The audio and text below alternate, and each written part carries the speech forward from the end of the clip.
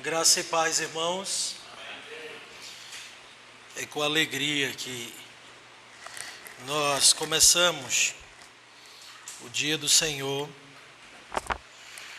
aprendendo da palavra de Deus e estudando, além de estarmos em comunhão uns com os outros.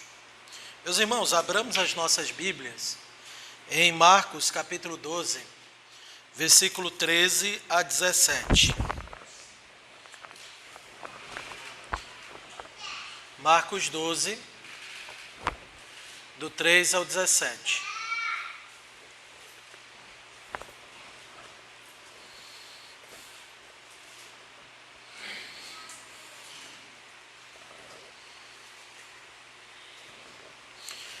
Diz assim a santa e inerrante palavra do Senhor. E enviaram-lhe alguns dos fariseus e dos herodianos para que o apanhassem em alguma palavra. Chegando, disseram-lhe: Mestre, sabemos que és verdadeiro e não te importas com quem quer que seja, porque não olhas a aparência dos homens. Antes, segundo a verdade, ensina o caminho de Deus. É lícito pagar tributo a César ou não? Devemos ou não devemos pagar? Mas Jesus, percebendo-lhes a hipocrisia, respondeu: Por que me experimentais? Trazei-me um denário para que eu o veja. E eles lhe trouxeram. Perguntou-lhes: De quem é esta efígie e inscrição? Responderam: De César. Disse-lhes então Jesus: Dai a César o que é de César, e a Deus o que é de Deus. E muito se admiraram dele. Vamos orar mais uma vez. Bom e gracioso Deus, tem misericórdia de nós, ó Pai. É o que nós pedimos em nome de Cristo Jesus. Amém. Meus irmãos, ontem nós traçamos, o contraste entre marxismo e fé cristã e por que estas duas coisas, ou essas duas visões de mundo, não podem ser conciliadas, não podem ser mescladas, É impossível fazer uma síntese. Vimos que o marxismo, ele é uma cosmovisão distinta, ele tem como fundamento o materialismo, ele é evolucionista e por causa disso, então, ele contrapõe a fé cristã que entende o mundo criado por Deus, o homem criado por Deus. O marxismo nega a existência de Deus. O marxismo tem uma moralidade também anticristã. Então, a moralidade marxista não é uma moralidade que flui das escrituras, porque o marxismo, ele não apenas rejeita a ideia de revelação bíblica, de escritura, mas se opõe, e ele então tem uma moralidade que ela é absolutamente antropocêntrica, onde entende o homem como a medida de todas as coisas, ressuscitando a velha máxima de Protágoras, e ele diviniza o homem. Então, no marxismo, o ideal de Nietzsche, do super-homem, daquele que mata Deus e ocupa o lugar de Deus, é incorporado na sociedade. Então, o marxismo, ele tem uma moralidade que é voltada para o homem. Então, o que é certo e errado vai depender de quão bom isso pode ser para um determinado grupo e para aqueles que experimentam. O marxismo também tem uma moralidade relativista. Então, não existe um bem absoluto ou mal absoluto. O bem, ele vai ser sempre circunstancial, a depender do benefício que isto que é chamado de bem causa àquela sociedade.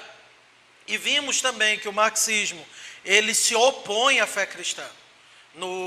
Fizemos a leitura de partes do Manifesto Comunista, onde nós percebemos então que nessa revolução que ela é colocada pelo comunismo proposto por Marx e Engels, esta revolução ela implica em algumas coisas. E uma delas é a subversão da sociedade. Então, a sociedade burguesa, lembrando que Marx e Engels, ele compreende que a história da humanidade ela evolui de acordo com a luta de classes.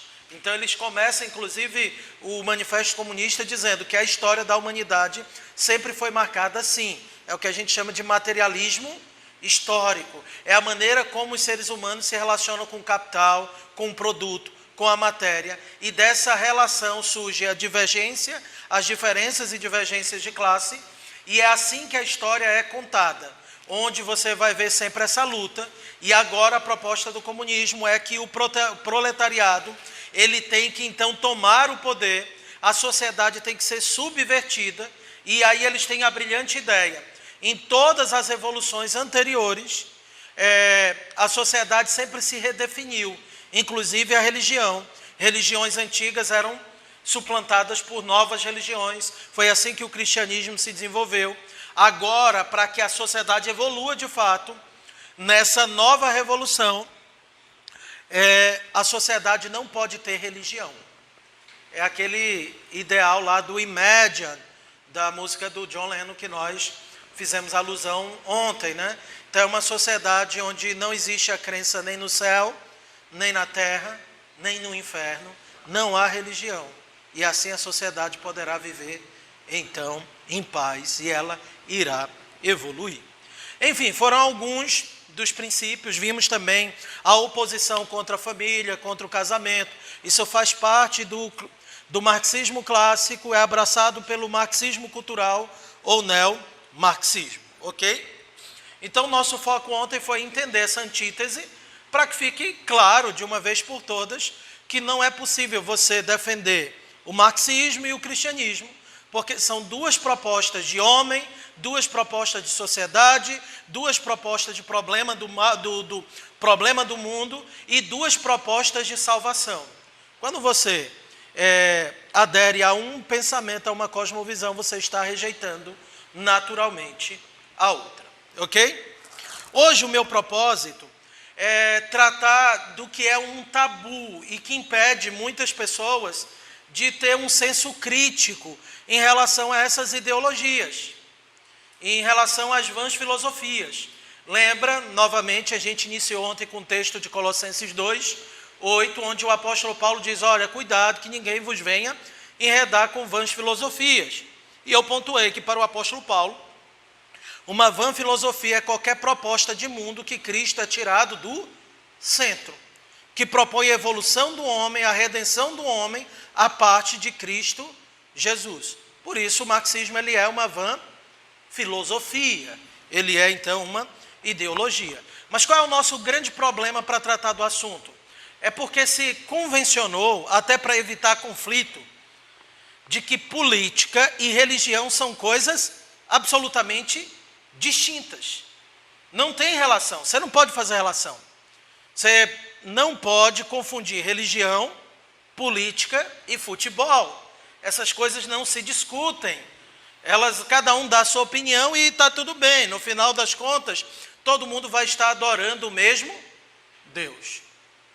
Minha proposta essa manhã é exatamente fazer com que tenhamos uma visão de mundo consistente e toda abrangente.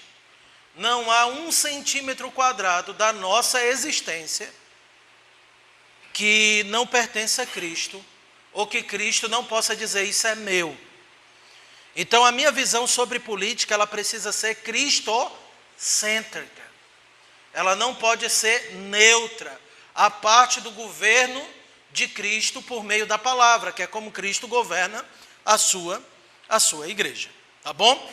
Então a ideia é exatamente hoje estabelecer que nós precisamos ter uma noção do que é política, até mesmo porque o marxismo, ele é uma teoria também política e econômica. É através desses meios que ele, obviamente, tenta se estabelecer e que ele tenta se fundamentar na sociedade. Ele usa alguns mecanismos, nós pontuamos ontem, como, por exemplo, a própria educação. E vimos que o neomarxismo, ou marxismo cultural, proposto por Antônio Gramsci, ele tem ainda uma perspectiva interessante. Agora não é mais a guerra do proletariado apenas contra o burguês. Agora é o domínio das superestruturas para então tentar conseguir cooptar a sociedade. Então a gente toma conta da mídia, a gente toma conta do judiciário, a gente toma conta da política, a gente toma conta da educação, a gente toma conta da arte, da cultura de um modo geral, e assim fica mais fácil estabelecer o comunismo. Então, se o cristão não tiver uma mente biblicamente ordenada para compreender essa realidade, ele vai ser cooptado. Ele vai ser cooptado. E aí, obviamente, haverá grandes danos. Ok? Então, a primeira coisa que a gente precisa estabelecer, antes de olhar, e deixa esse texto aberto, porque a gente vai precisar usá-lo, obviamente. O que é política e por que nós temos que falar sobre ela? O que é política? Se alguém chegasse até você e perguntasse, o que é política? Nos termos modernos, eu vou falar um pouco sobre o uso moderno do termo política. Nos termos populares e na atualidade, a política é um vocábulo usado frequentemente para se referir geralmente ao que está relacionado a um processo eleitoral, ao ambiente legislativo e executivo de governo. Então, quando se fala em política, você pensa em quê? Na eleição, não é isso? Uma evidência disso é que um político, geralmente na nossa concepção moderna, é um candidato a algum cargo no poder legislativo ou executivo, ou é alguém que, tendo sido eleito, já esteja atuando em alguma dessas funções, ou mesmo alguém que tem interesse em entrar nessa vida chamada de vida política. E debater política, geralmente, é debater dentro desse ambiente. Então, a política, na concepção moderna, geralmente é aquilo que circunscreve, né, essas coisas, que está relacionado à eleição e ao governo de uma nação. Né? Brasil, ou mesmo no Ocidente, esse é o mesmo princípio. É óbvio, meus queridos irmãos, que política não pode ser limitada a isso, ao processo eleitoral. Por exemplo, países que não têm processo eleitoral, lá ainda tem política? Tem política. Mas você não tem um candidato para escolher, ele é imposto. Mas ainda assim você tem política, e você fala de política, ok? Por quê? Porque é possível falar de ambiente político para descrever tudo que está relacionado ao governo daquela nação ou de seus territórios. Mas há um outro uso do termo político, que ele é um uso mais acadêmico. É uma expansão no significado. E aí a política, ela não envolve apenas a função política e o processo eleitoral. Mas nesse uso acadêmico, política é usado também para estudar as ideologias que compõem uma visão política. Assim, a política no meio acadêmico é uma área do conhecimento que envolve tanto os governantes, os territórios governados, como também teorias de governo, ou envolve a própria estrutura estatal, e acaba também esse conceito de político mais acadêmico se mesclando com outras áreas do conhecimento, como, por exemplo, geografia. Inclusive, há uma junção disso, né? Quando a gente fala de geopolítica, você já deve ter ouvido essa palavra, né? Ou então, quando você vai estudar política a partir de uma perspectiva filosófica, econômica, histórica, então esse é o uso mais acadêmico. Entretanto, nós precisamos ter uma visão muito mais profunda do que significa política. E aí agora eu passo a falar do uso clássico do termo política, tá bom? Antigamente a palavra política tinha um significado muito mais amplo e muito mais abrangente, pois dizia respeito não apenas ao governo civil, mas abrangia a vida do homem em comunidade. Veja, antigamente política não se referia só ao governo de uma nação, mas também à vida do homem em comunidade. Política vem da palavra grega politeia, ou politiquê também, ou políticos, né? Tem até uma obra de Aristóteles que tem esse nome, políticos, né? Todas essas expressões, elas derivam da palavra grega polis, que é cidade. A polis é a comunidade, no entendimento aristotélico, né? Que surge espontaneamente do impulso natural do homem como um ser gregário. O político é o que vive na polis. Como é que eu posso explicar isso? A ideia é exatamente a seguinte, de Aristóteles. Naturalmente, o ser humano ele é um ser gregário. Então, ele vai se unir com outros. Ele vai se juntar em comunidade. Essa comunidade vai crescer. E dessa junção nasce o quê? A cidade. Nasce a polis, né? Todo ser humano, então, ele é político nesse sentido. Pelo menos assim Aristóteles entendia e ensinava. Eu estou citando Aristóteles por quê? Porque Aristóteles ele é uma figura, um personagem estudado nas universidades, no meio acadêmico, e muitos dos seus princípios ainda estão em voga na sociedade. Lembra que ontem eu comecei dizendo que é comum se dizer que o peixe não sabe a água que nada? E aí nós usamos essa figura de linguagem para dizer que muitas pessoas não se percebem, né, o ambiente cultural no qual ele está inserido. Ele não sabe por que o mundo é o que é. E nós vimos que uma sociedade, ela é estruturada a partir de forças ocultas. Obviamente tem a providência de Deus guiando tudo, mas numa formação de um pensamento de uma determinada sociedade, existem ideologias que estão sobrepondo a outras ideologias. A pessoa nasce e está imersa nesse ambiente ideológico e não se percebe. Para essa pessoa sempre foi assim, ok? Então, como o nosso objetivo é conscientizar, então você precisa entender que há muito de Aristóteles na sociedade atual, ok? Então Aristóteles, ele dizia que todo ser humano é político. Era assim que ele entendia e ensinava. E o pensamento dele é importante porque ele vai delinear o pensamento vigente sobre política, apesar das mudanças modernas. Aristóteles, ele disse que o homem é por natureza um animal político. Com isso ele queria dizer que o homem é um ser que se organiza em sociedade, em comunidade. O termo político para Aristóteles era análogo ao termo social. Inclusive ele vai afirmar, né, que muito mais, abre aspas, né, Aristóteles diz, muito mais do que a abelha ou outro animal gregário, o homem é um animal social. E aí ele usa a palavra político. O homem é um animal político. O filósofo, ele quer deixar claro que onde houver um grupo de seres humanos, haverá uma sociedade organizada, haverá uma comunidade e haverá uma cidade. Ok? Aristóteles entende isso com tamanha força que ele chega a afirmar que, abre aspas novamente, na ordem natural, a cidade, preste bem atenção nisso, a cidade tem precedência sobre a família e sobre cada um de nós individualmente, pois o todo deve necessariamente ter precedência sobre as partes. O que é mais importante, o indivíduo, a família ou a cidade? No pensamento de Aristóteles, a cidade, porque o ser humano ele converge para a cidade. Cidade aqui sinônimo de comunidade, tá bom?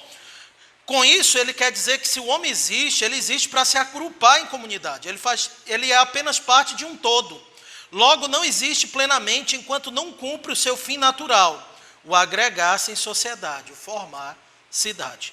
É óbvio que esse pensamento aristotélico ele tem graves problemas. Primeiro problema: o homem se distingue dos animais na concepção aristotélica apenas por sua capacidade de viver conscientemente em sociedade. Muitos animais são gregários, como a própria abelha, mas o homem não é apenas gregário. O homem, ele é o quê? Articulado. Qual é o problema do pensamento aristotélico aqui? O problema do pensamento aristotélico é reduzir a diferença entre homens e animais a apenas essa questão da intencionalidade. Isso é um problema. Tem um aspecto positivo. Qual é o aspecto positivo? Aristóteles ele compreendeu que o ser humano ele é um ser social. Aquilo que ele chama de homem político, biblicamente nós chamamos de mandato o quê? Oi? Mandato social. Já ouviram falar? Já ouviram essa nomenclatura, não é? Então o homem, ele realmente, ele vive para se organizar em sociedade. Faz parte da criação dele. É a ordem natural das coisas. Deus criou o homem para se organizar em sociedade. Quando ele diz, sede fecundos e multiplicai-vos, o mandato social ele é criado. Por isso que é compulsório. Todo ser humano, ele se junta. E é por isso que mesmo no mundo caído, você vê a necessidade de se identificar em comunidade. Aí você é de uma igreja A, beleza, tem um mandato espiritual aí, mas você tem que torcer para o time A, você tem que gostar de tal coisa, você tem que ser de tal grupo. Há uma necessidade compulsória, que ela é explicada pelo fato de que o homem ele é um ser social, há um mandato social. O homem foi feito para se organizar em família e posteriormente em cidade. Tal é verdade que Deus coloca o homem no jardim e lá em Apocalipse o jardim está dentro do quê? O jardim está dentro de onde? Lá em Apocalipse, na consumação. Está dentro de uma cidade. Então o homem sai de um jardim, cultiva esse jardim e forma uma cidade. No caso lá em Apocalipse, essa cidade, que é a cidade de Deus ideal, é formada pelo próprio Deus. Ok? Então o ser humano ele é um ser social. Aristóteles acertou. Mas como ele não tem uma boa base revelacional, ele não consegue entender isso. Então ele vai observar o quê? Não a revelação, ele observa os animais, a partir dos animais ele deduz que o ser humano também é um animal, só que ele é um animal político, social. Mas o que ele chama de animal social ou político, nós chamamos de mandato social. Ok? Outro problema do pensamento aristotélico. Dele nasce o conceito de Estado soberano. A cidade é maior do que a família, maior do que o indivíduo. Está em Aristóteles. E este é o fundamento do marxismo também. E do próprio socialismo. Você tem um Estado soberano. É o Estado que vai resolver seus problemas. O Estado vai virar um grande pai. No mundo marxista, o Estado ocupa o lugar de Deus. Então é o Estado que vai ser aquele grande pai que está dando mesada para todo mundo, né? Que está pagando plano de saúde para todo mundo, que está ajudando ali aparentemente todo mundo. E o Estado ele é mais importante do que o indivíduo. Você não pode questionar o Estado. A ideia de Estado soberano nasce do pensamento aristotélico. Vocês já sabem disso agora. Se antes não sabia, então de onde é que vem? Agora você é aquele peixe que já está percebendo. Essa água é salgada. Vamos lá. Outro problema. O Estado ele tem preeminência sobre a família e o indivíduo e deve subjugá-lo. Por isso o Estado está dizendo o que é família e o que é o homem. É o Estado que tem que dizer. Aí o Estado vai fazer loucuras, como por exemplo o STF fez ao criar uma aberração, digamos assim, em termos de lei, ao criar o conceito de crime por analogia. Aí agora, a chamada homofobia é equiparada ao quê? Ao crime de racismo. Mas por quê? Porque o Estado tem esse poder. É ele que vai definir o que é o ser humano, é ele que vai definir o que é a família, é ele que vai equiparar aqueles que sofrem por causa da cor da sua pele, que sofrem um crime legítimo, um crime perverso, porque o racismo ele é quebra do 6º mandamento.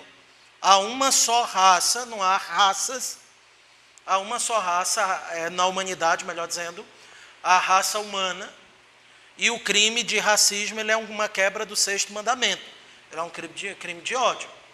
Mas aquilo que é qualificado como homofobia, embora haja agressão a pessoas por causa da orientação sexual delas, se é que a gente pode usar essa nomenclatura, isso não pode ser comparado a algo que é natural. Algo que é natural, como a cor da sua pele. Mas aí o Estado vai dizer, bem, essas duas coisas são a mesma? São a mesma coisa. Porque o Estado, ele tem o quê? Preeminência sobre a família e o indivíduo e deve subjugá-lo. Ok? Outro ponto, a liberdade individual ela é obliterada pelo Estado.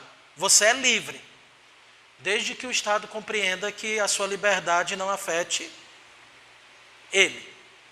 E é claro, a liberdade individual pode afetar o Estado de maneira criminosa, mas via de praxe nós vemos o Estado subjugando o indivíduo por questões de opinião. E isso, obviamente, pode acontecer no Estado, porque o nosso conceito de Estado é que o Estado, a liberdade individual é obliterada pelo Estado. Ok? Então, veja, esses conceitos, eles não nasceram no vácuo. Eles remontam há muito tempo, lá atrás. Ok? Beleza. De fato, o homem é um ser gregário, ele naturalmente tende a viver em comunidade, mas essa compulsão natural faz parte de uma estrutura original, criada por Deus.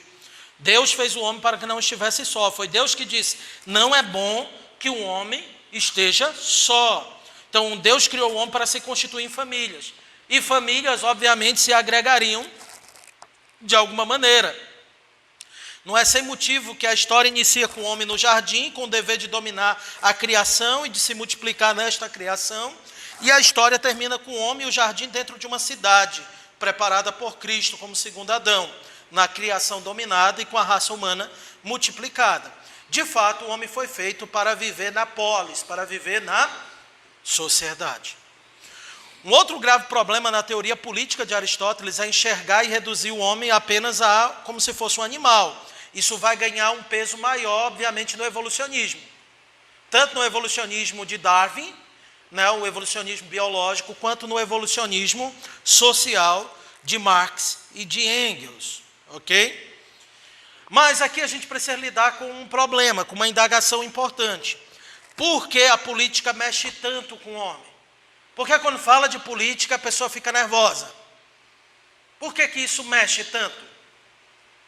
Quando chegou o período eleitoral lá na igreja, às vezes eu sentava com alguns jovens assim, aí eu perguntava propositalmente, e aí, você vai votar em quem?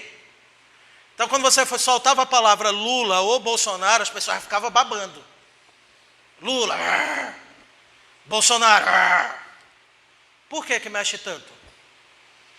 Por que mexe com os nervos? Porque na concepção geral, herdada do aristotelismo, e que nós simplesmente respiramos, a política ela é vista como uma ferramenta de aprimoramento da humanidade. Os problemas serão resolvidos quando nós tivermos animais políticos bem evoluídos, bons políticos. A esperança da humanidade está em quem governa a polis. O nosso sucesso, a nossa felicidade, depende de quem estiver no governo. O mentor de Aristóteles já havia predito isso na República, né? O filósofo, como vai pensar Platão, né? O filósofo é quem tem a melhor condição de guiar os homens na República. Então, quem é o melhor governante da República de Platão? É o filósofo, é aquele que detém mais conhecimento, é o que tem melhor condições de guiar os demais. Aristóteles, por sua vez, vai introduzir o conceito de virtude. Uma polis governada por homens virtuosos se tornará o melhor lugar para morar. Quanto mais virtuoso quem estiver lá, melhor a sociedade. Ok? O homem virtuoso é o que melhor consegue beneficiar o todo. A virtude é prática. Uma vez que todos os homens são políticos, nós precisamos daqueles homens que são políticos, o quê? Virtuosos. E de lá para cá temos visto que em todo ano eleitoral, o debate político vai girar em torno de políticos virtuosos, como aqueles que melhor servem à sociedade. E aqueles que não são virtuosos começam a manchar a reputação de quem possa ser. Porque se ninguém é virtuoso numa área, se todo mundo é corrupto, então qual é a virtude que você tem que procurar? É outra. Você não pode mais julgar ninguém por corrupção, porque todo mundo é corrupto. Então agora o que a gente tem que procurar? É o corrupto que seja melhor. A gente procura então o melhor ladrão para que possa nos governar, ok? Então veja, não importa quão imorais sejam agora os governantes. Por quê? Porque também no pensamento de Aristóteles a virtude ela é prática. O homem virtuoso é aquele que faz o bem ao outro. Quanto maior bem você fizer ao outro, mais virtuoso você é. Ok? Então o governante que consegue operar o maior bem para o maior número de pessoas possíveis, esse governante ele é o mais virtuoso. Mesmo que a moral dele, de um ponto de vista bíblico, ela seja uma moral ruim. Ok? Aí é aquela questão, fulano rouba, mas... Vocês sabem completar, por favor. Fulano rouba, mas faz. É aqui que está a virtude. Ele faz. Ok?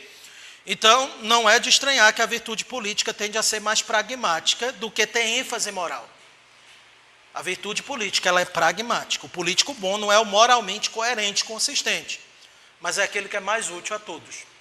Nem que ele pegue para ele, mas está fazendo bem para todo mundo, está legal.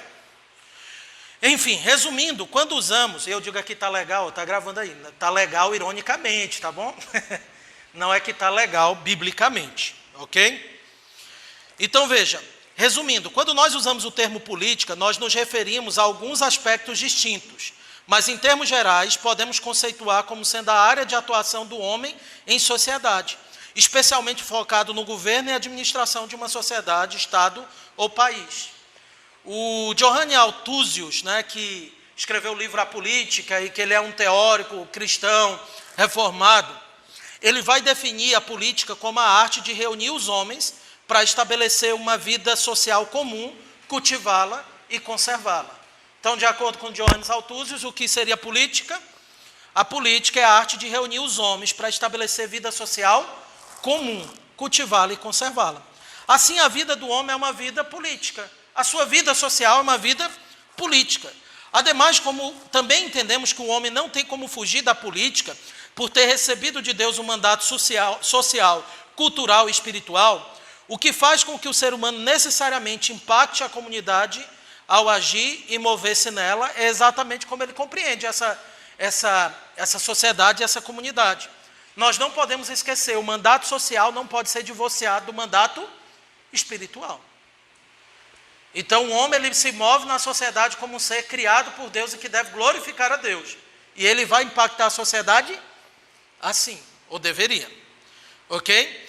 Então, por natureza criacional, nós estamos envolvidos com política. Quando você se silencia, você está tomando uma decisão política que vai impactar outros. Você quer conforto, você não quer briga, você não quer entrar em treta, já chega, paz. Mas você está influenciando com o seu silêncio, porque esta é uma decisão e um movimento político. Você foi criado para viver em comunidade, e o seu silêncio na comunidade é uma ação objetiva e clara. Ok? Dito isso, então, de um modo especial, eu gostaria de enfatizar que, além do elemento natural, que é o que a gente discutiu aqui, o cristão é particularmente chamado a envolver-se na política de maneira mais consciente, pois Deus salva o seu povo dentro de uma sociedade política. Ok? A Escritura fala que Cristo salva os eleitos que vêm de onde? De todas as tribos, povos, línguas e nações. Isto é, de dentro de uma polis. Por isso é necessário que assimilemos as seguintes verdades bíblicas sobre o nosso dever e condição política nesse mundo caído. Então eu vou dar apenas uns tópicos, a gente não vai gastar tanto tempo aqui, porque senão eu não conseguiria expor tudo que quero agora pela manhã.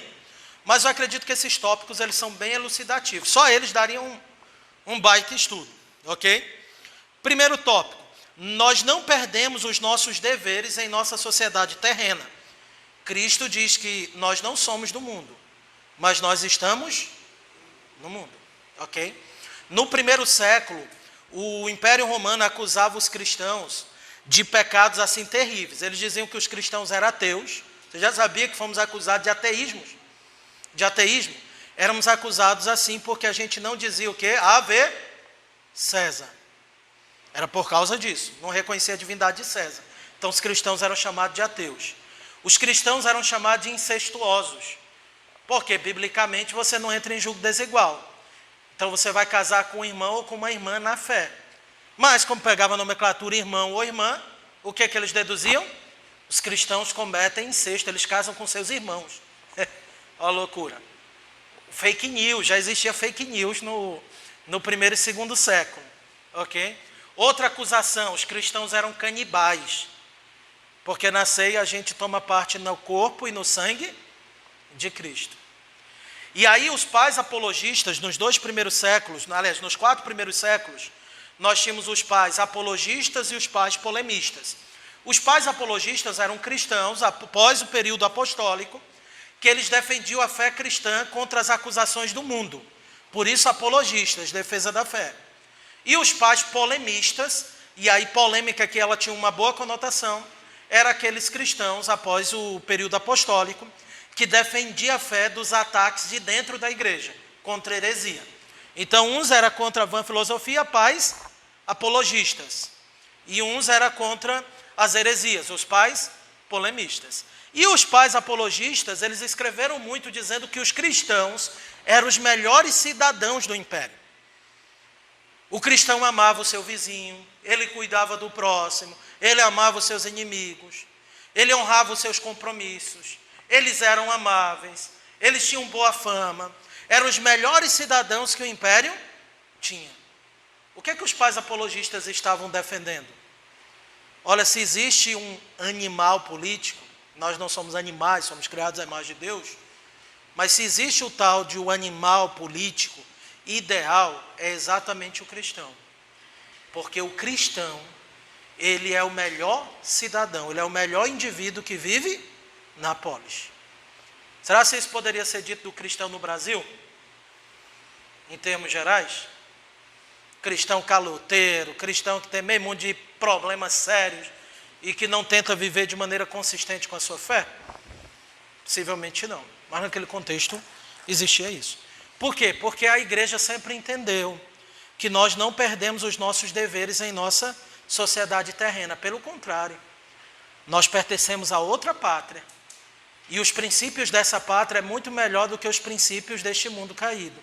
Se a gente viver os princípios da nossa pátria celestial nessa pátria terrena, os homens vão então perceber o que de fato é melhor para a sociedade. Então eles vão perceber como os princípios dos céus são superiores aos princípios dos homens. Segundo princípio, a Escritura mostra os filhos de Deus assumindo funções e cargos políticos. Então fica evidente que somos chamados à participação da vida política. Em Gênesis 9:6, Noé recebeu lá autoridade para o quê? Para executar assassinos. Não é o princípio da pena de morte? Quem derramar o sangue do próximo tem que ter o seu sangue derramado? Gênesis 9:6. Isso, como é que a gente sabe que Noé recebeu uma autoridade específica para isso? Porque em Israel, né, com Moisés, nós vamos perceber que não é por vingança que você tira a vida de alguém. É pela justiça que é perpetrada pelo Estado. Um Estado que é guiado pela lei de Deus. Ok? José se tornou governador do Egito. Isso foi bom para quem? Para o povo de Deus. Não é? Deus conduz a história para que ele esteja como governador para preservar a semente santa. Eu não sei se você já leu Gênesis assim, mas Gênesis é o livro da preservação da semente. Você não leu dessa maneira, leia Gênesis entendendo que a proposta de Gênesis é mostrar como Deus estava preservando a semente da mulher. Preservando exatamente a história para a revelação final de Cristo. Ok? Em Êxodo 21 até o capítulo 23, nós vemos ordens claras sendo dadas ao Estado e para a família. Em Deuteronômio 17, do 14 a 20, Deus instituiu tanto sacerdotes quanto reis para seguir a sua lei. São duas esferas, mas duas esferas governadas pela mesma lei. O livro de Juízes é um exemplo de como a Escritura lida com o magistrado. Não tem nem o que você falar. É o livro dos juízes. 1 Samuel 8 mostra o povo de Israel querendo abandonar Deus como seu rei em prol de um rei humano. E aqui, como Gary DeMar, embora às vezes ele não acerte, mas aqui ele acertou bem, é aqui em 1 Samuel 8 que nós vemos uma tentativa de igualar o Estado ao reino de Deus. Porque agora você vê o povo querendo não ser governado apenas pelo seu rei celestial. Eles querem um rei humano, igual às outras nações. Uma tentativa de igualar o Estado ao reino de Deus. Os livros dos reis e crônicas, junto com os profetas, mostram Deus levantando reis e derrubando reis. Daniel, Sadraque, Mesaque e Abidnego se envolveram politicamente no Estado. E mais, eles resistiram de maneira a glorificar a Deus o Estado quando isso foi necessário. Eles honravam o rei, mas quando honrar o rei entrava em conflito com honrar a Deus, eles honravam a Deus. Mas se envolveram. Eles não disseram, não tem nada a ver. Política e religião não se misturam, Nabucodonosor. Não, eles não usaram esse argumento. Ok? Provérbios 16, 12. Salmo 119, 46 e 47. Salmo 82, versículo 1 e 2. Nos mostra que é Deus que estabelece reis e que também derruba reis. Salmo 2, né? Hoje à noite a gente vai expor o Salmo 2. Deus chama os reis da terra a obedecê-lo. Ele não chama só os reis de Israel. Todos os reis da terra são chamados a obedecer a Deus. Pode pensar em qualquer rei, qualquer representante, qualquer governante, qualquer presidente. Tem uma convocação de Deus para que esses governantes obedeçam a Deus. A Escritura ordena que venhamos dar aos governantes o que é devido. Romanos 13, 7, Mateus 22, de 15 a 22, Marcos 12, que nós lemos. A Escritura também ordena que devemos nos submeter às instituições humanas. 1 de Pedro 2, de 13 a 17, Romanos 13, de 1 a 7. A Escritura também ordena que venhamos orar por nossos governantes e nações.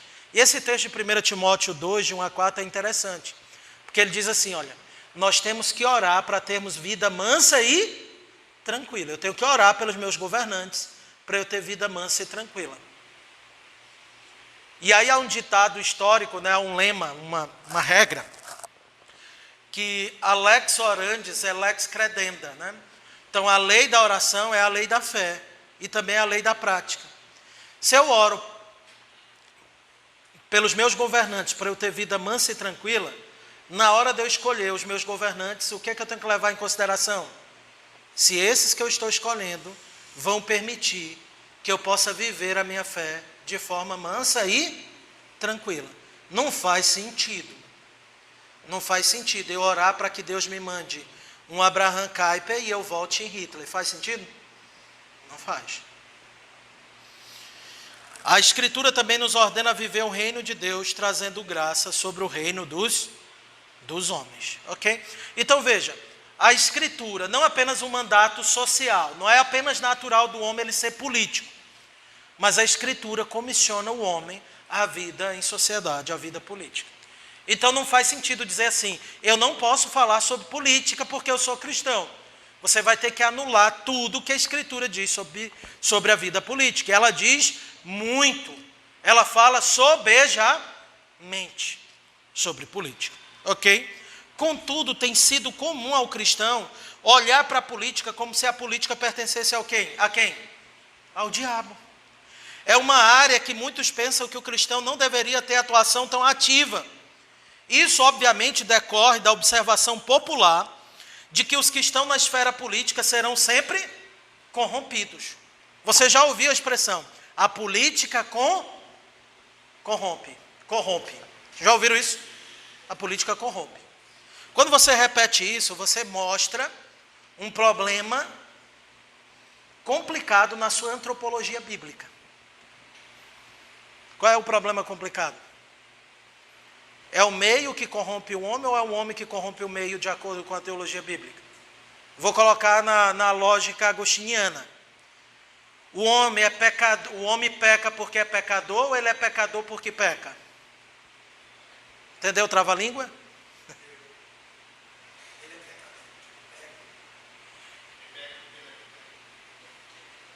Ele peca porque ele é pecador.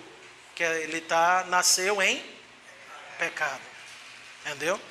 Então, porque eu sou pecador, porque eu nasci em pecado, eu peco.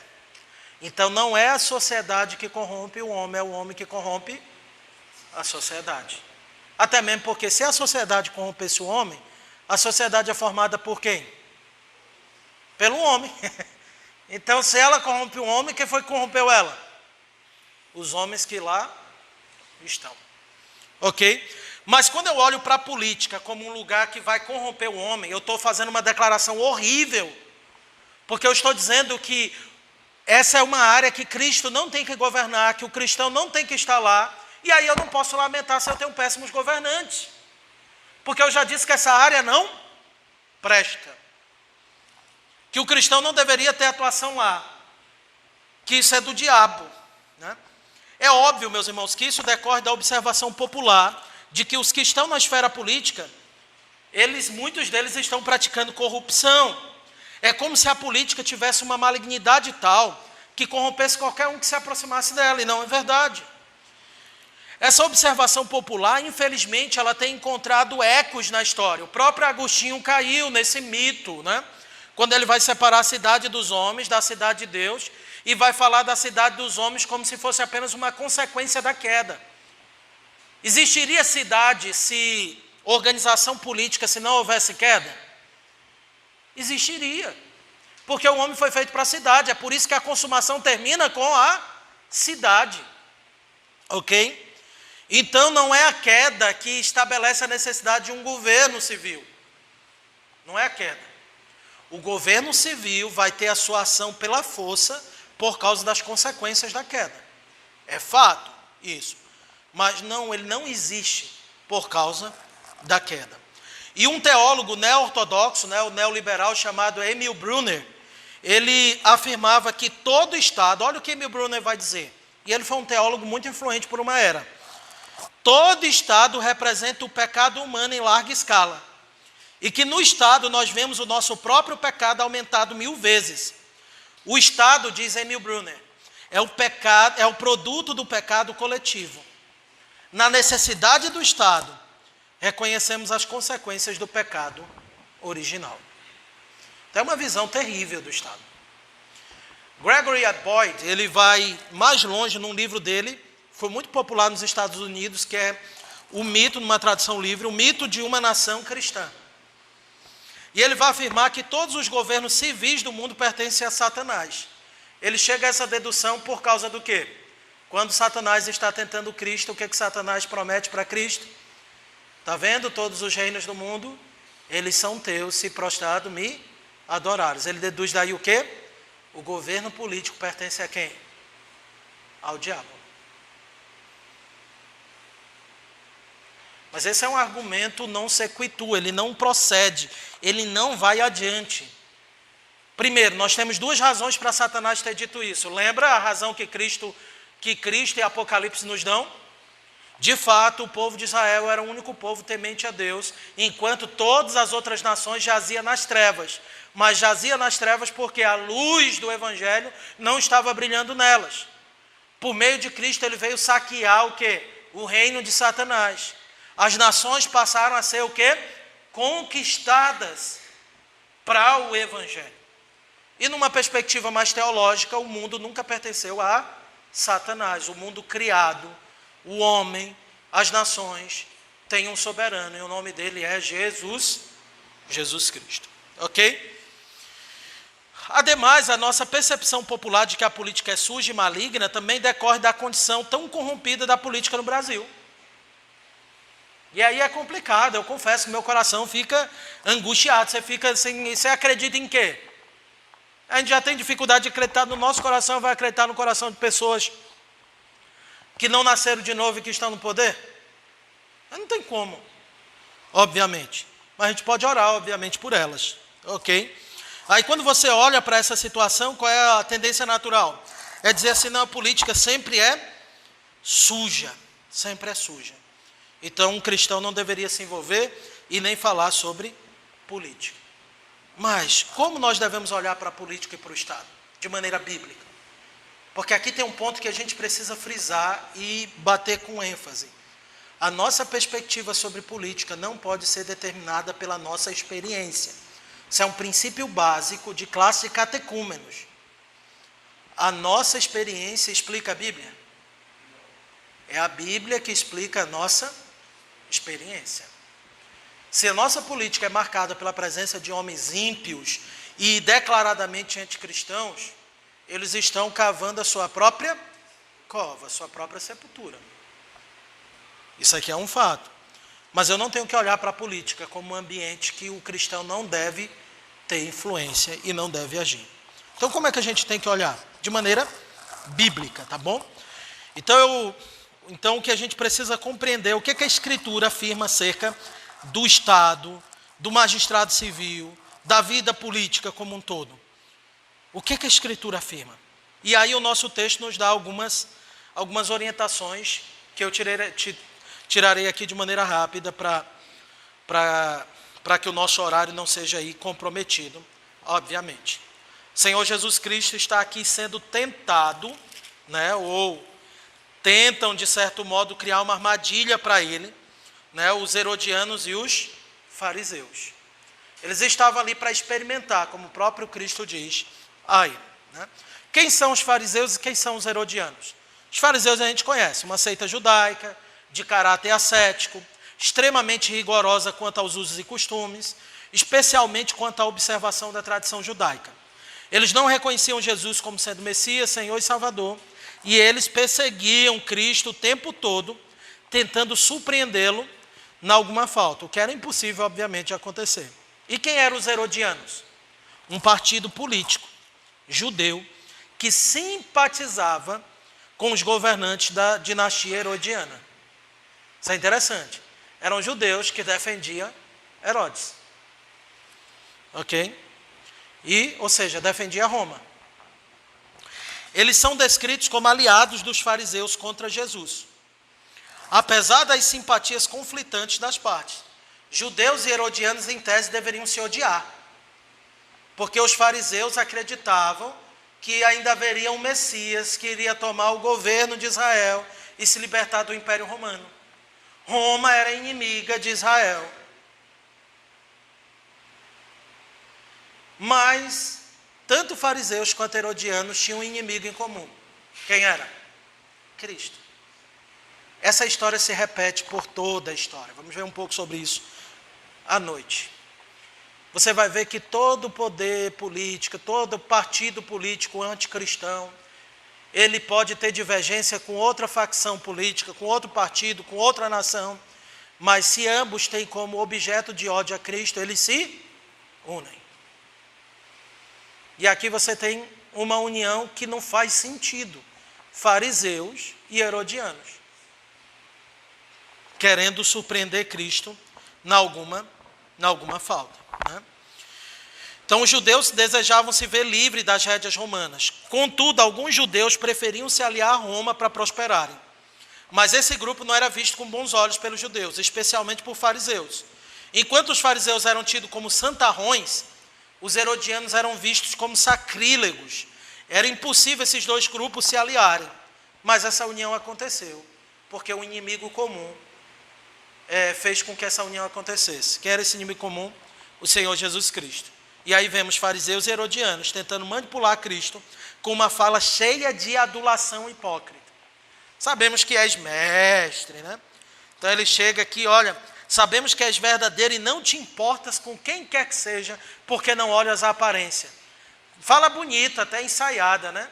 Cristo conhecia a intenção, já expôs a hipocrisia deles. Por que me experimentais? E aí eles tentam criar uma sinuca de bico.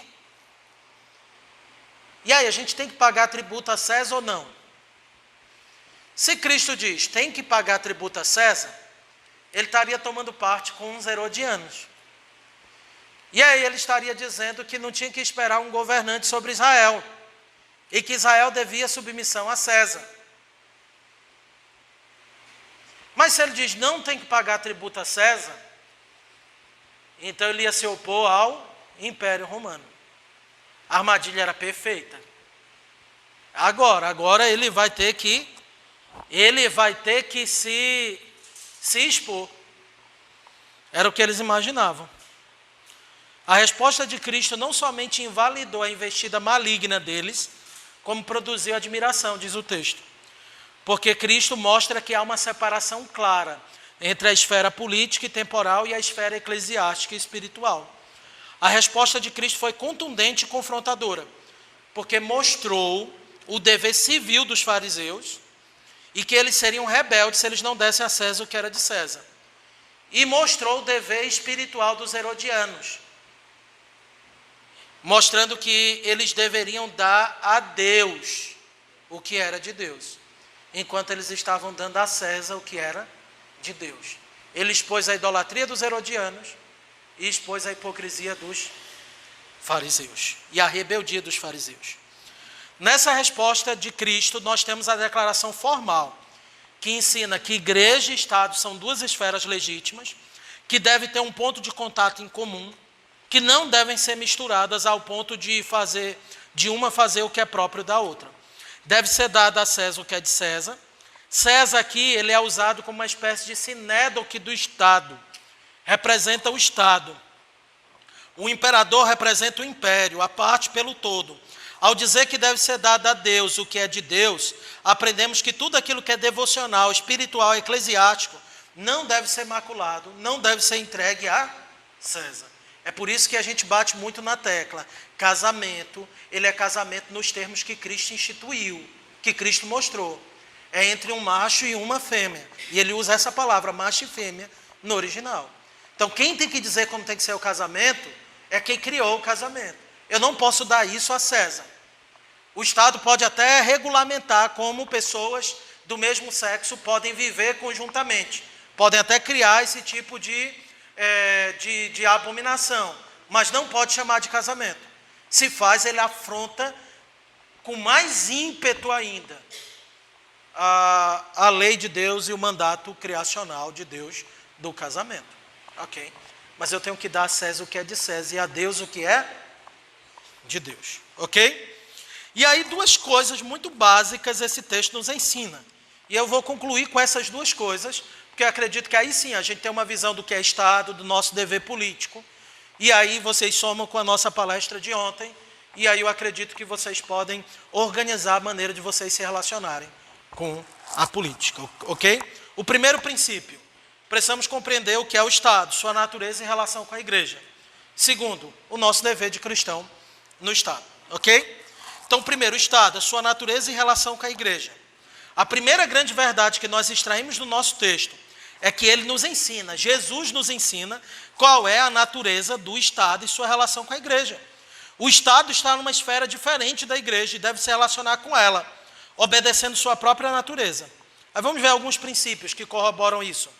Primeira coisa, Cristo diz, dai a César o que é de César. Mas tem um princípio que o próprio Cristo já ensinou em outro momento. É que tudo é de Deus, inclusive o próprio César. Se lembra quando ele está sendo confrontado pela autoridade, que ele diz o seguinte, nenhum poder tu teria sobre mim, se do alto não te fosse dado. Aí lembra de Romanos capítulo 13? Toda autoridade é instituída por Deus. É ministro de Deus. Então o primeiro princípio que precisamos deixar estabelecido para entendermos a natureza do Estado, sua relação com a igreja, é que tudo é de Deus, inclusive o Estado.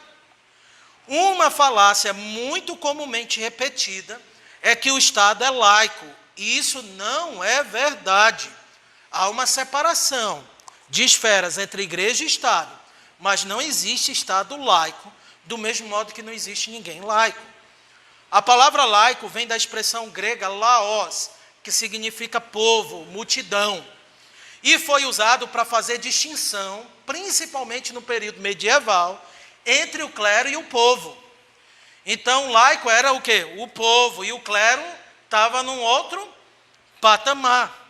O termo foi profundamente utilizado também no iluminismo, com o objetivo de fazer uma cisão radical entre a esfera religiosa e a esfera pública. Então, quando o iluminismo, que é um movimento antiteísta, anticristão, ele usa a nomenclatura laico, ele está querendo mostrar que há uma cisão, uma separação radical entre a fé e o poder temporal, entre a fé e o Estado, que não há nenhuma relação, absolutamente nenhuma. Não é à toa que você vai ver numa sociedade que defende o Estado laico, que aquela autoridade ela não pode expressar sua fé. A gente usa o termo laico no sentido até positivo. Não, que a gente pode dizer que não pode misturar, o Estado não pode dizer o que a igreja tem que fazer, a igreja não pode ir lá ocupar determinadas coisas do Estado. A gente ainda tenta usar nesse sentido, mas não é esse o sentido da palavra laico. É por isso que quando alguém é uma autoridade do Estado e ela diz que ela é cristã, isso provoca críticas. Por quê? Porque, obviamente, eles compreendem que ser laico é não demonstrar religiosidade. Para o iluminismo era realmente isso que significava. Só que é possível você neutralizar a religiosidade de alguém? Não é possível. É impossível. Com o avanço do iluminismo, a igreja limitou demais suas esferas. A separação de igreja e Estado virou uma alienação completa entre cristianismo e Estado, bem como entre o cristianismo e outras esferas da vida, como escola, economia, etc. Se lembra daquela ideia que a gente combatia bastante, que não existe o conceito de que uma determinada, que só a vocação ministerial é sagrada, mas o trabalho comum não é sagrado? Lembra que a gente batia de frente com o conceito de que ser advogado não é, por exemplo, um trabalho santo? Ser médico não é um trabalho santo, mas ser santo é só pastor? Lembra que nós já rompemos com isso? Quem defendia que apenas o sacerdote era um serviço santo e dedicado a Deus era a Igreja de Roma. E a Igreja de Roma criou então essa separação entre o sagrado e o temporal como profano. E aí havia o clero e havia o povo, né? Havia exatamente aqueles que eram laicos nesse sentido. Nós compreendemos perfeitamente que a fé protestante rompeu com isso. Todo trabalho lícito deve ser santo e deve ser dedicado ao Senhor. A gente se arrepia contando a história de Martinho Lutero, do sapateiro que queria fazer algo para glorificar a Deus porque estava inconformado com o seu trabalho de sapato. E Lutero disse: você quer glorificar a Deus? Faça o melhor sapato e venda por um preço justo, e você glorificou a Deus. Pois bem, nesse sentido, a fé reformada, ela quebrou essa fronteira entre o sagrado e o temporal como profano. Agora, tanto igreja quanto Estado são servos do Senhor, com esferas distintas. Uma não pode se intrometer na organização da outra, mas ambos têm princípios bíblicos que devem honrar a Deus para o seu funcionamento. Mas com o avanço do iluminismo, aconteceu o oposto. O que acabou as igrejas acomodando foi uma visão de mundo que se permitiu tirar a fé da vida pública. E isso tem sido danoso para a igreja. Acerca do uso laico no Brasil, Fabrício Tavares de Moraes afirma que nos atuais círculos intelectuais brasileiros, a expressão Estado laico é, na verdade, um repertório de platitudes e não um conceito decorrente da apreensão de fatos. Ou seja, se usa o termo laico sem compreensão do que ele realmente significa, quase como um mantra. É estilo fascista, né? Qualquer coisa, você é fascista. O pessoal não sabe nem o que é um fascista. Eu não sei, mas sua opinião me desagradou, e isso é um xingamento bonito e eu solto. Mas a pessoa não sabe o que significa. A mesma coisa sobre o Estado ser laico, ok? Mas o Estado, ele é laico? Não, porque não existe Estado sem religiosidade. Então não pode haver essa cisão radical. A autoridade que o Estado possui tem fonte e origem em Deus. Lembra lá de Romanos 13? Novamente, Romanos 13, de 1 a 6. Né? Não há autoridade que não proceda de Deus. Se Deus é a fonte da autoridade do Estado, como é que ele pode ser laico, irmãos? Não tem como. Impossível. Se ele é ministro de Deus para a promoção do bem, como é que ele pode ser laico? Outro ponto, o Estado tem que promover o bem. O que é o bem, irmãos? O que é o bem? Como é que você definiria mal e bem? Como é que você define uma coisa e outra?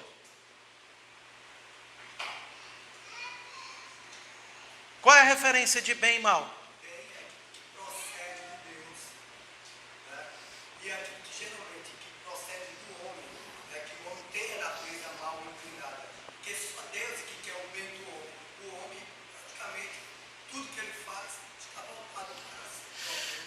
Então veja, qual é o padrão de bondade? É Deus. Inclusive, bondade é um atributo comunicável. Ou seja, se o homem exerce algum tipo de bondade, apesar da total depravação, como reflexo da imagem de Deus, não é porque o homem é o seu autor. É como Tiago vai dizer, todo dom perfeito e toda boa dádiva procede de quem? Do Pai das luzes. Então, quem é o padrão de bem? Deus. E onde é que ele revela isso? Na sua lei, na sua palavra. Se o Estado tem que promover o bem, o que o Estado vai promover? Não, no sentido, se ele tem que promover o bem, o que ele deveria promover? Os princípios da palavra de Deus. Ou tem outro padrão de bondade? Não tem outro padrão de bondade. Entende? A Escritura também fala que é Deus que fornece todo o padrão moral. Tudo aquilo que é correto de acordo com o que Deus disse. Tem um filme, se vocês não assistiram, eu vou indicar filme para vocês assistirem. É A Jornada. Vocês já assistiram esse filme? Esse filme A Jornada, ele tem uma lição espetacular. Ele tem um pouco de viagem no tempo, mas ele é um filme evangélico, então não espere muita qualidade de reprodução. Mas ele é fantástico. É alguém que passa a ensinar dentro de uma faculdade que você pode dizer o que é certo e errado divorciado do nome de Deus. Porque se você disser o seguinte, olha, Deus é contra isso, a pessoa não vai querer te escutar. Você já pega ranço. Você tem que saber dizer, a gente se acha mais sábio do que Deus, né? Você tem que dizer com jeitinho, você não precisa dizer que é Deus, porque você vai espantar. Então você diz que isso é errado, que isso não é correto, mas você não cita o nome de Deus. Você ensina o que é certo e errado, mas não diz quem é o padrão do que é certo e errado. Essa é a defesa de um clérigo lá numa faculdade. Aí tem um outro que tinha criado uma máquina do tempo, que diz para ele, cara, não faz isso.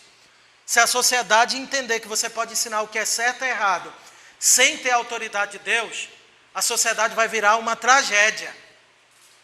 Vai não sei o que, aí ele convence esse pastor a fazer uma viagem no tempo. Aí ele vem para os anos 2000 e pouco. Aí esse cara ele fica assustado. Primeiro ele chega numa loja, tem um bando de manequim nu.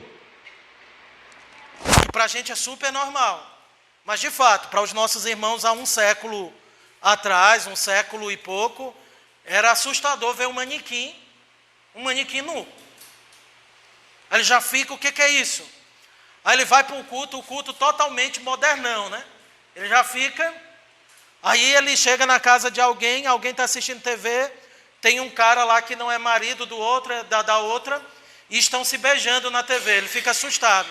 Aí ele fica assustado, o que está acontecendo com a sociedade?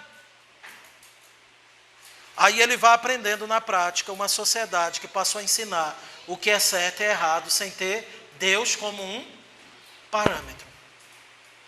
O conceito de Estado laico é um conceito de que você pode dizer o que é certo e errado, sem ter Deus como referência. Mas como vimos ontem, por exemplo, no marxismo, por que Deus não pode ser referência? Porque era aquilo que em Dostoiévski a gente já tinha aprendido, né? Se Deus não existe, tudo é permitido. Eu tiro Deus do cenário, coloco o homem no topo, e agora eu vou definir o que é certo ou errado. Mas o papel do Estado é fazer isso? Não, não é. Então é impossível existir um Estado laico, ele é uma impropriedade de termos, porque não existe neutralidade religiosa e moral. Todo Estado é religioso. Então quando o Estado se diz laico, o que é que ele se torna? Ateu. Mas ele vai ser religioso, porque ateísmo é uma religiosidade em um certo sentido. É o que o Rushduni, no livro Cristianismo e Estado, ele já havia dito. Ou o Estado ele vai ser a favor da fé cristã, ou ele vai ser inimigo da fé cristã. E eu desafio qualquer pessoa a estudar a história do Ocidente e negar esse fato. Você não vai conseguir negar. O Estado ou perseguiu a igreja, ou ele era influenciado pela igreja. Não existe conceito de Estado laico. Conceito de Estado laico é uma tentativa de impor o marxismo, de tirar a religião do Estado. É apenas o quê? Uma maneira de enganar e de fazer os cristãos repetirem o próprio assassinato de sua fé. O Estado ele sempre vai ser religioso, porque Deus chama as autoridades a prestar contas diante dele. E ele vai julgar todos com base na sua lei, não é com base em leis injustas criadas por homens. É como nós vimos ontem, a lei de Deus é que deve calar toda a boca. E todo Estado que ele não é religioso, ele é ateu, ele é humanista. Então o que é que nós defendemos? Que igreja e Estado se misturam? Não. Estado é uma instituição à parte, igreja é outra instituição à parte, mas ambas devem obediência a Deus e à sua lei. E Deus convoca ambas. Como vai dizer o capítulo 23 da nossa confissão de fé, na seção 3, diz assim: como pais solícitos, é dever do Estado, como pais solícitos, devem proteger a igreja do nosso comum Senhor. Olha o que está no nosso símbolo de fé. Qual é o dever do Estado? Como pais solícitos, devem proteger a igreja do nosso Senhor, sem dar preferência a qualquer denominação cristã sobre as outras, para que todos os eclesiásticos, sem distinção, gozem plena, livre e indisputada liberdade de cumprir todas as partes das suas sagradas funções, sem violência ou perigo. Pegue todas as confissões reformadas do século XVI, XVII e XVIII e veja o que elas dizem sobre o papel do Estado e sobre o Estado. Você não vai ver nenhum conceito de um Estado que é ateu ou de um Estado que é neutro religiosamente. Não existe neutralidade religiosa. Cristo disse: quem não é por mim é contra mim. Quem comigo não junta, espalha. Ok? Entretanto, é verdade que a divisão das esferas é necessária para que ambas as instituições elas funcionem bem. Então, de fato, igreja e Estado são essencialmente diferentes. Cristo ensinou isso, dizendo: dá a César o que é de César e a Deus o que é de Deus. O Estado e a igreja têm origens diferentes. Por exemplo, o Estado tem sua origem em Deus como soberano governador das nações. A igreja tem sua origem em Deus como comunidade dos cristãos, em Cristo como mediador. Por isso que lá em João 18:36, Cristo disse: o meu reino não é deste mundo. Se o meu reino fosse deste mundo, os meus ministros se empenhariam por mim, para que não fosse eu entregue aos judeus. Mas agora o meu reino não é daqui. Cristo está dizendo que o seu reino é o quê? Espiritual. Aí sim, qual é a distinção de Estado e igreja? É que um é um reino temporal, que governa pela espada, o outro é um reino espiritual, que governa pela palavra. Por isso o Estado pune e a igreja disciplina. São realidades diferentes. O Estado é uma ordenança de Deus fundamentada na natureza, de tal maneira que mesmo não tendo pecado, haveria uma sociedade formada pelos filhos de Deus. O homem natural seria compelido a se organizar em sociedade e cidade. Ademais que essa é uma ordenança que se fundamenta na natureza, é provado pelo fato de que mesmo onde não há influência cristã, há uma ordem civil. A igreja, por outro lado, não é fundamentada na natureza, mas na graça. A igreja não está em todos os lugares, como o Estado está. Mas a igreja está onde? A igreja está limitada aos lugares onde o cristianismo é professado. Um dia é verdade, de mar a mar todo mundo vai professar o nome do Senhor. Ok? A igreja, Cristo é apresentado como Salvador e cabeça da igreja.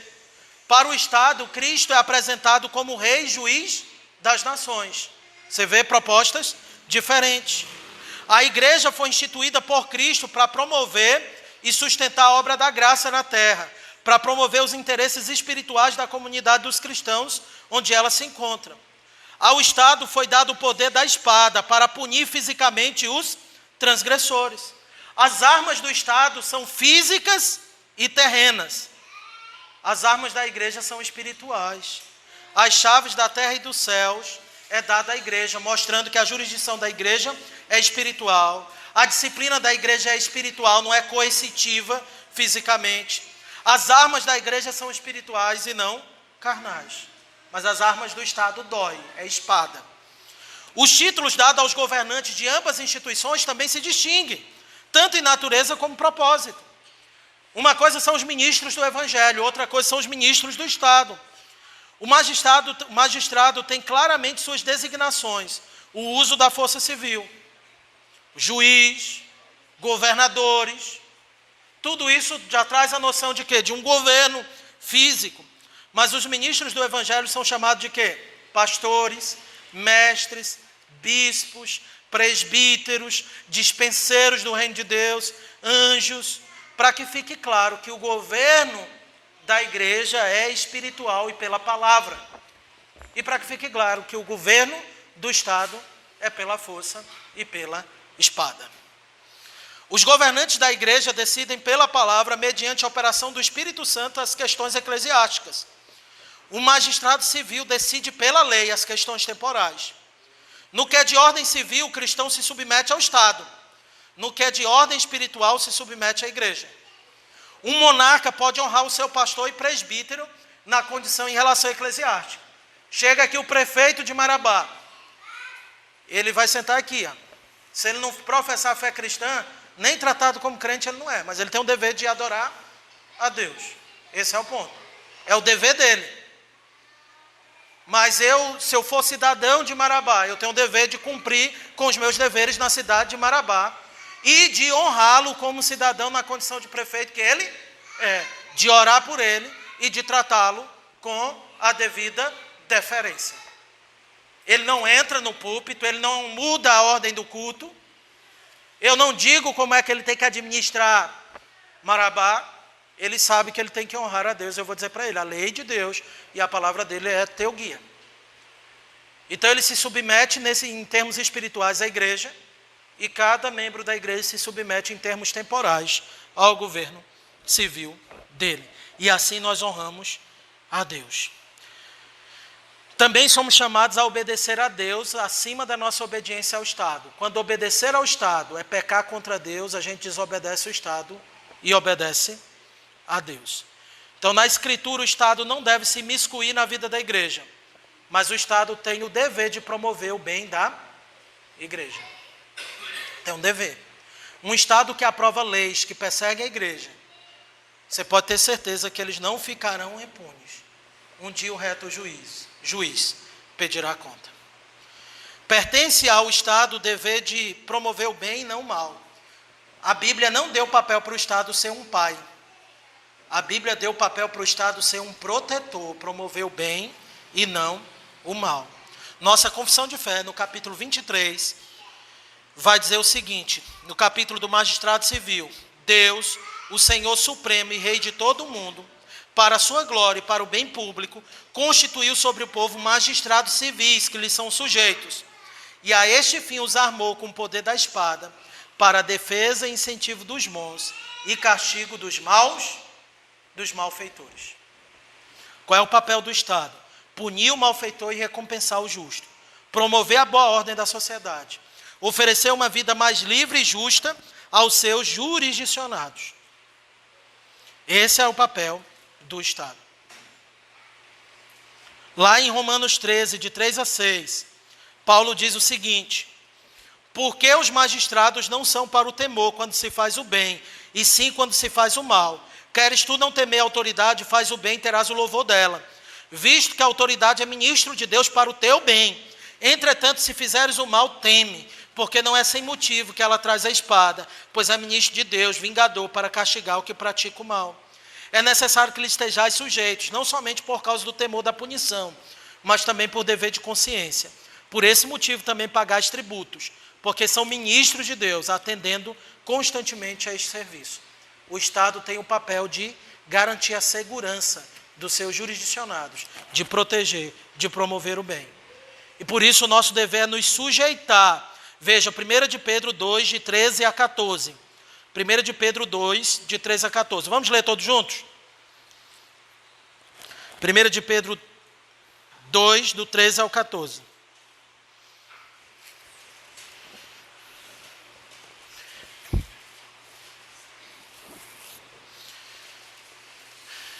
Diz assim, vamos ler todos a uma só voz.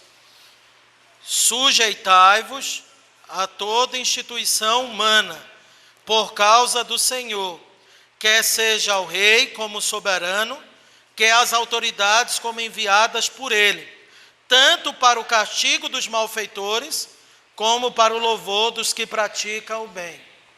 Meus irmãos, se tem uma despesa que o Estado deveria ter, era a despesa de sustentar aqueles que vão promover o bem da sociedade e garantir a segurança dela. Esse é o dever do Estado, no contexto aqui neotestamentário. Era promover a boa ordem, estruturar as cidades, construir estradas, organizar a sociedade. Inclusive, se não houvesse queda, era esse o papel do Estado antes da queda. Quando as famílias se juntassem em sociedade, o que é que essas famílias fariam? Elas iam pavimentar estradas, elas iriam se organizar em sociedade. Era exatamente isso que fariam. Esse é o papel do Estado. É garantir a liberdade e promover o bem na cidade, punir o malfeitor e recompensar o bom cidadão. Ok? Esse seria o ponto. E por fim, meus irmãos, e agora sim terminando, qual é o nosso dever nesse Estado criado por Deus? Agora a gente entendeu o que é Estado. A gente entendeu que, obviamente, isso não vai acontecer a menos que a gente influencie o Estado positivamente. Não é fechando os nossos olhos, mas é participando ativamente. Agora, qual é o nosso dever nesse Estado? O mais lógico e natural: obedecer ao magistrado civil debaixo da obediência a Deus. Isso é claro. A Escritura deixa absolutamente clara. Toda autoridade legítima procede de Deus. Cristo disse: o que é de César deve ser dado a César. Romanos 13:2 diz que se opor à autoridade é se opor a Deus, é passível de juízo. A autoridade é ministro, servo de Deus. E 1 de Pedro 2,15 diz que é da vontade de Deus que nos submetamos. Por que isso é importante? Porque o Estado não tem autoridade de si mesmo. Ninguém possui autoridade de si mesmo. Toda autoridade vem de Deus. Até a autoridade dos pais sobre os filhos não pertence aos pais, pertence a Deus. Quando eu ensino a minha pequenininha que ela tem que me obedecer à mãe dela, eu ensino que ao me desobedecer e desobedecer à mãe dela, ela não peca só contra mim e só contra a mãe dela. Porque ela deve obediência à minha mãe dela, porque Deus disse: honra teu pai e tua mãe, para que se prolongue os teus dias na terra que o Senhor teu Deus te dá. É a fala de Deus, é a ordem de Deus que cria essa demanda para ela. Então até a autoridade dos pais não pertence aos pais, pertence a Deus. A autoridade do Estado não pertence ao Estado, pertence a Deus. Por isso o mau uso da autoridade do Estado vai implicar, obviamente, em penalidades da parte de Deus. E quando o Estado, então, me pede para fazer aquilo que é pecado contra Deus, o que é que eu tenho que fazer? Atos 5:29. Antes importa obedecer a Deus do que aos homens. Esse é o ponto. Está aqui, você quer resistir o Estado? Você precisa de escritura para resistir o Estado. Esse é o ponto.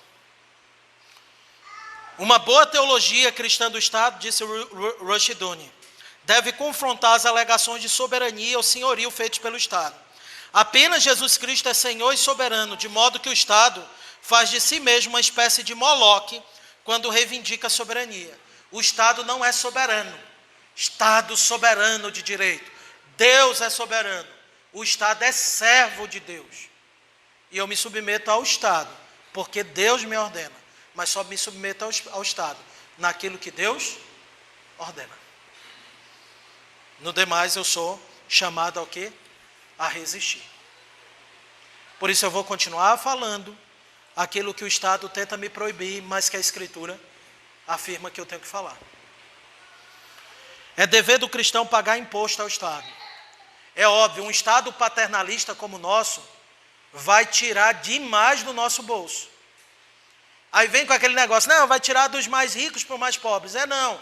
Vai tirar principalmente daquele que não é nem rico e nem tão pobre. Daquele que está tentando se ajeitar, conseguir se organizar financeiramente. Esse é o ponto. Uma pessoa que ganha 4 mil reais por mês, ela é uma pessoa que não é rica. Ou é? Ela não é rica. Mas o Estado vai tirar imposto de renda de 4 mil reais. E aí no final do ano você sente o peso disso. Porque é muito. Para quem ganha 4 mil, o imposto de renda é alto. Então o Estado está roubando. Mas eu não peco em ter que pagar, eu tenho que pagar. Porque o pecado é do Estado em me oprimir. Mas o meu dever é pagar o tributo ao Estado. Que a gente já paga em outras coisas, né? Tudo que você compra, você está pagando alguma coisa. E você ainda paga o imposto de renda. Mas temos que pagar. E é dever do cristão ser bom cidadão. Você vai lá chorando, paga o imposto de renda. Estado ladrão. Eu vou orar por ti. Mas eu tenho que ser um bom cidadão, dar bom testemunho. Honrar meus compromissos. É meu dever orar para ter bons governantes. E aqui, meus irmãos, é onde a igreja peca. Quando fala de política, todo mundo já fecha os dentes. Mas ninguém curva os joelhos. Todo mundo quer ter bom governante, mas não quer passar tempo orando por isso. Ore para ter bons governantes. Meus governantes são ímpios. Ore para que a justiça de Deus alcance eles. Quer seja a justiça em Cristo, ou quer seja a justiça do inferno. É Deus que vai fazer o que tiver que ser feito. O meu papel é orar. Senhor, faça justiça. Senhor, tem misericórdia da nossa nação. Tem misericórdia da nossa nação. Tira os homens que servem a Satanás na nossa nação. Faça com que os ímpios se curvem diante do teu filho, ou sejam esmagados nele, porque ele é a rocha que esmaga os ímpios. Nós temos que orar, irmãos, imprecatoriamente, está nos Salmos. É diferente de vingança. Vingança é quando alguém lhe faz mal e você quer matar a pessoa. Mata aquele miserável, Senhor. Isso é vingança. A oração imprecatória, ela não é vingativa, é você clamando para que a justiça de Deus seja feita. Ou que os ímpios se arrependam e se curvem diante de Cristo, ou que eles sejam esmagados em Cristo. Ou que eles bebam o cálice que Cristo bebeu. O inferno foi até a cruz, mas se eles não se curvam diante de Cristo, que eles então bebam do inferno. Mas orem para ter vida mansa e tranquila, porque senão parece só orgulho. Aí você vai virar partidarista. O cristão, ele não é chamado a reduzir a sua fé a um partido. Nenhum partido suporta a fé cristã. O cristão é aquele que julga todas as coisas pela palavra. Então nós temos que orar para que tenhamos bons governantes, para que Deus estabeleça justiça, para que o seu nome seja honrado. Temos que ter o espírito de Davi no Salmo 119, versículo 136, quando ele diz: torrentes de água nascem dos meus olhos, porque os homens não guardam a tua palavra. Anteontem, no estado de Utah, nos Estados Unidos, Bíblias da King James passaram a ser retiradas das escolas públicas de lá. E por uma razão, porque a Bíblia fala de violência e fala de sexo, e isso, acreditem, foi considerado má influência para as crianças e os adolescentes. O Estado dizendo que a Bíblia é má influência. Ontem nós estudamos e entendemos. O marxismo, ele propõe uma nova moralidade, para que ensine identidade de gênero, disforia de gênero. Aquele padrão que ensina o que é sexualidade, que é a escritura, precisa ser estipado de cena. Ele precisa ser tirado. Você tira isso, aí o Estado vai dizer então o que de fato é sexualidade. O que a gente faz diante disso? A gente ora: Senhor, manifesta o teu nome, a glória do teu nome. Faz com que eles sofram as devidas consequências dos seus crimes, dos seus pecados. No Brasil, meus irmãos, enquanto alguns estão dizendo assim: olha, o aborto é pecado em alguns casos, o aborto já é praticado no Brasil em algumas condições, já se tem condições legítimas para abortar no Brasil. Isso é abominação, isso é assassinato de crianças. Como disse João Calvino, esse é o pior tipo de atrocidade. É quando você vai na casa do indefeso e mata o indefeso em casa. É quando alguém vai e assassina uma criança no útero, no lugar onde ela deveria ser protegida. Você não pode ver estas leis e dizer: está tudo bem. Como cristão você tem que chorar, porque era dever do Estado promover o bem e o Estado está matando. Era dever do Estado recompensar o justo, mas ele está oprimindo. Então a gente ora: Senhor, faça justiça, que os homens te temam, que a tua lei seja amada. Manifesta a tua justiça, ó, em Cristo, para que eles sejam conquistados por Cristo, ou que eles sejam esmagados na grande rocha de ofensa, que é o Senhor Jesus Cristo. Meus irmãos, então ore pelo Estado, mas também veja se você tem vocação para participar. Jovens, participem ativamente da política do seu país, com a Bíblia na mão e na mente e no coração. Não se limite a um partido, vá além, julgue todas as coisas pela palavra de Deus. Sabe por quê? A Bíblia vai dizer que no dia da consumação, os santos haverão de julgar o mundo e os próprios anjos caídos, porque é pela palavra que nós ainda continuamos a executar este ministério. Ok? É pela palavra. Então participe da política de maneira sadia e correta. Mas por favor, não fale da política como se fosse um lugar onde o cristão não tem nada a dizer. Eu espero que você tenha compreendido essa manhã o seu dever político. Que você tenha compreendido que é tanto uma questão natural quanto bíblica. Que você tenha compreendido o que é o Estado. E que você tenha compreendido o que Cristo disse: dai a César o que é de César e a Deus o que é de Deus. Que você também tenha compreendido que o Senhor é Senhor de todas as coisas. Que você tenha compreendido qual é o seu papel no Estado, de ser um bom cidadão. Por causa disso, não se mantenha neutro. Não pense que política é algo que não pertence a você. Nas próximas eleições, não fique apático, só imaginando que está tudo bem.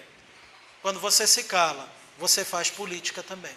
O silêncio é também uma ação política. Tá bom? Que Deus nos abençoe e nos guarde. Acho que o tempo eu fiz de propósito, viu, irmãos? Estiquei para ninguém me perguntar nada, tá? Estou brincando, meus irmãos.